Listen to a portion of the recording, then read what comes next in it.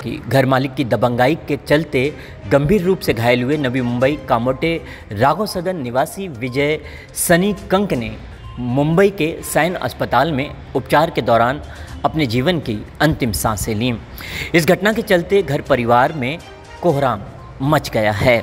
माझ्या पप्पांसाठी त्याच्या 3 मुलींसाठी आम्हाला हा न्याय पाहिजे आणि त्यांना 302 307 कलम लावावा। आज माझा नवरा जीवाशी गेलेला आहे, एक तर त्यांचा जीव मला परत द्यावा, नाही तर ह्या गुन्हेगारांना कठोरात कठोर शिक्षा करावी। जर या गुन्हेगारांना शिक्षा झाली नाही तर मी मंत्रालयामध्ये माझ्या 4 पोरांनिशी येऊन निषेध करणार। आणि मी त्यांची मुलगी आणि त्यांना शिड्यावरनं घसरत आणताना त्यांनी कुलाड मारायला काढली, ते आम्ही हिसकवली, तर आम्हाला सुद्धा मारहाण करून आमच्या इकडे तिकडे हात लावला आणि त्यांनी पप्पा आज माझी नाही, त्यांच्यामुळे त्यांना आता आनंद झाला असेल की त्यांचं त्यांना माहीत, पण आम्हाला न्याय मिळावा पाहिजे। CCTV ग्राउंड फ्लोअरला होते, 4थ्या माळ्यापासून तर नव्हते, पण ग्राउंड फ्लोअरचे CCTV फुटेज यशवंत पाटील व खरटमोल मॅडम यांनी गायब केले गेले आहेत। वारंवार मी तो दृष्टिकोन विचारला, खालचे CCTV फुटेज कुठे आहेत? मॅडम भेटले नाही। असं होऊ शकत नाही सर।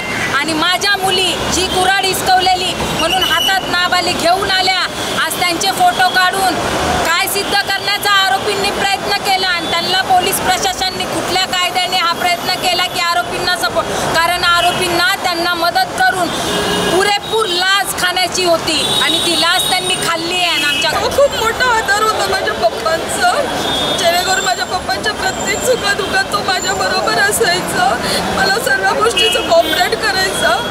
आणि आता म्हणजे सर्वच संपलं, तोही गेला ह्या जगातून।